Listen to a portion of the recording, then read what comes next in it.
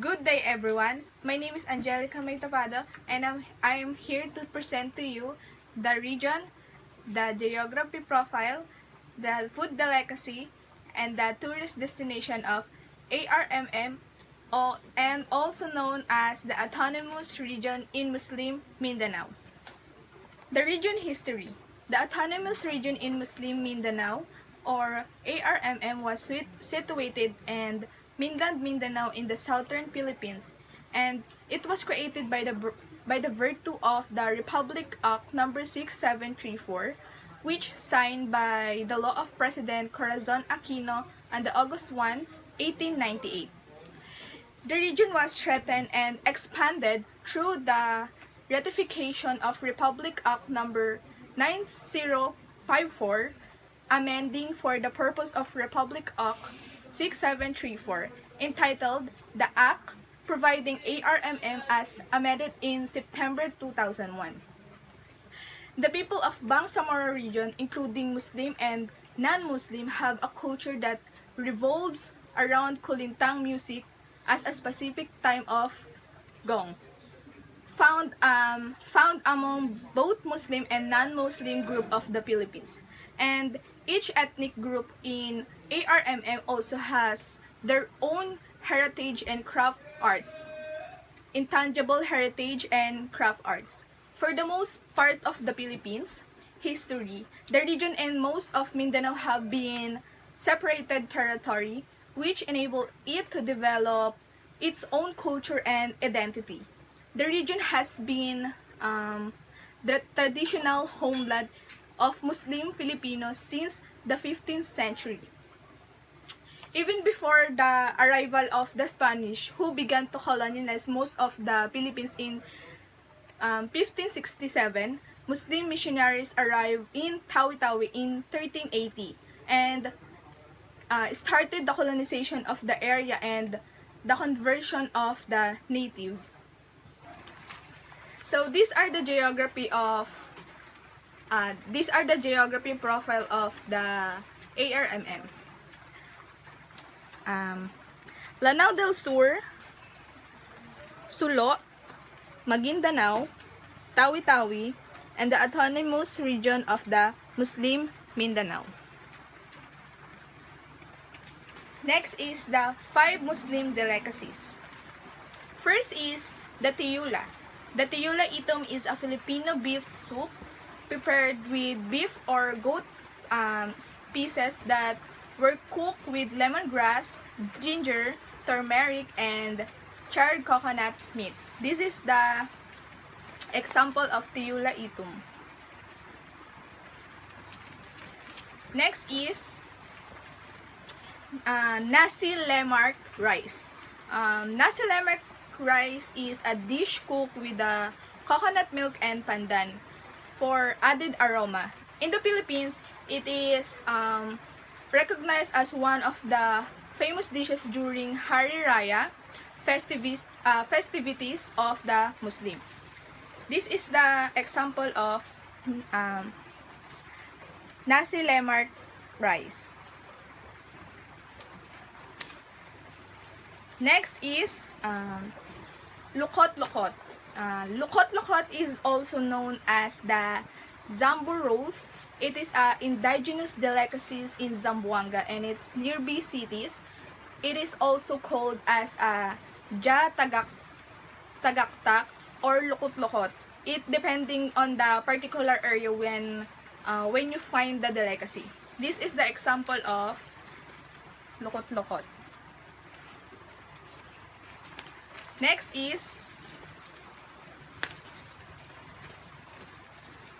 baulo. Baulo is a baked rice. Baulo is a baked rice treat which is serving during festival season like the Hari Raya.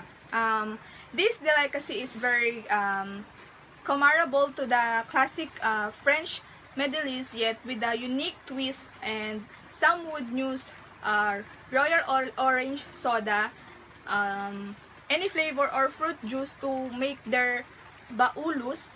The traditional way of cooking this treat by by using improvised molds and baking them in the pugongs. So this is the example of baulo. Next is beef kulma. Beef kulma is one of the Filipinos dishes that many are not familiar. It originated from the island of Mindanao in the southern Philippines, where the Maranao, Yakan, Tausog, and Maguindanao minorities strongly countered that European and North American colonization, protecting their way of life, their Islamic faith, and their culture. Kulma can be taught as a dish that embraces all the culture in the Philippines and is released and served by both Muslim and Christian alike on Mindanao. This is the sample. Next is the tourist destination. First is we have Mount Apo. Mount Apo, also known as locally as Apo Sandawa. It is a large sulfuric dormant stratovolcano on the island of Mindanao, Philippines, with an elevation of 2,954 meters above the sea level. It is the highest mountain in the Philippines archipelago and 24th highest peak of island on Earth. Double their tour in the Davao region. The Cotabato is Sauk Sargent. Mount Apo is the most prominent mountain in the Philippines. The peak overlooks from Davao City. We have 40 kilometers to the northeast, Degos 25 kilometers, 20 kilometers to the west, and it is protected area in a natural park of the Philippines. This is the example of Mount Apo. Next is Maria Cristina Falls. It is a waterfall of the Agus River in the northern Mindanao region of the Philippines. It is sometimes called the Twin Falls, as the flow is separated by rock at the brink of the waterfall. It is landmark of Iligan City, nicknamed the City of Magic Teas Waterfalls because of the presence of more than 20 waterfalls in the city. So this is the example of Maria Cristina Falls. Next is Mount Hamiguitan. Mount Hamiguitan is located in the province of Davao Oriental, Philippines. It has a highest of 1,620 meters. The mountain in its vicinity has one of the most diverse wildlife population in the country. Among the wildlife found in the area of the Philippines, eagles, several species of nepenthes. This is the example of Mount Hamiguitan. Next is Aliwagwag Falls Eco Park. Aliwagwag Protected Landscape is protected area that preserve a major drainage catchment in the southern Philippines island in Mindanao, in the Davao region.